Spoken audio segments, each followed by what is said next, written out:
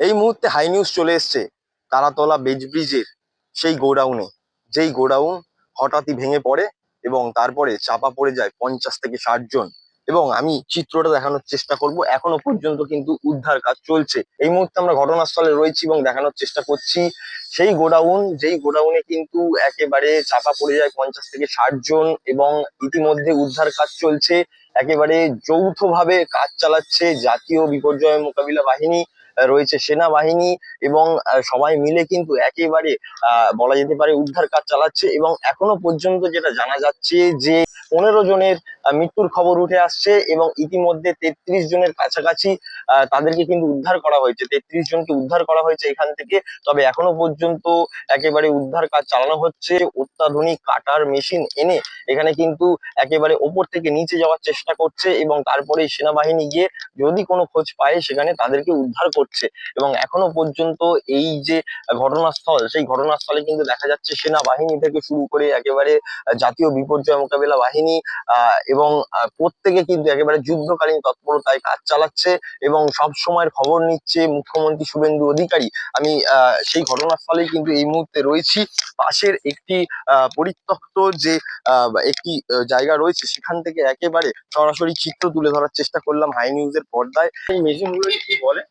এগুলো হচ্ছে আমাদের বুলেট চেন, এগুলো হচ্ছে সার্কুলার শ। আচ্ছা, এগুলো দিয়ে এখানে কি কাজ হচ্ছে? এগুলো হচ্ছে মেটাল কাটা হয়, যে মানে কংক্রিট গুলো আছে, কংক্রিট কাটার জন্য এগুলো কাজে লাগে আমাদের। এগুলো কি মানে উপর থেকে নিচে যাওয়ার জন্য ব্যবহার করা হচ্ছে, মানে কেটে কেটে যাতে নিচে? হ্যাঁ হ্যাঁ হ্যাঁ, রাইট স্যার।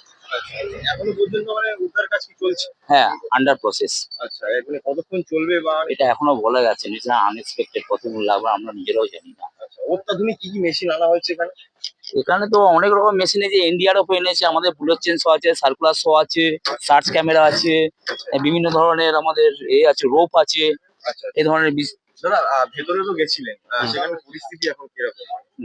এখন আন্ডার প্রসেসই আছে দাদা, কাজ প্রচুর বাকি আছে এখন। ডিব্রিজ ফাটাবার জন্য আমরা ডেমোলেশন হ্যামার নিয়ে এসেছি, সেটা আমরা ফাটাবো। হ্যাঁ। সার্কুলার শ দিয়ে আমরা টিন বা যে কোনো জজ কোনো সেগুলো আমরা কাটবো। হ্যাঁ। ওখানটা কারেন্টের ব্যবস্থা আছে, আমাদের জেনারেটারের ব্যবস্থা আছে, আচ্ছা আচ্ছা আচ্ছা।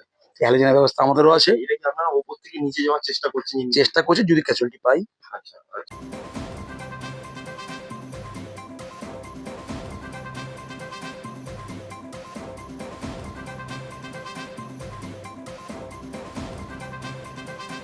এবং জানিয়ে রাখবো যে ইতিমধ্যে যেটা জানা যাচ্ছে যে 14 জন কিন্তু অফিসিয়াল ভাবে মৃত হিসাবে ঘোষণা করা হয়েছিল। তবে শোনা যাচ্ছে এখন যে নতুন করে একজনের মৃত্যুর খবর উঠে আসছে।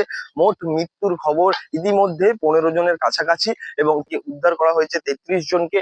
এবং তার সঙ্গে আরো একটা বিষয় জানিয়ে রাখবো যে গ্রেপ্তার কিন্তু 6 জন। এই ঘটনায় ইতিমধ্যে গ্রেপ্তার 6 জন, এমনটাই আমরা সূত্র মারফত জানতে পারছি। হাই নিউজের জন্য অভিষেক সিংহ, কলকাতা।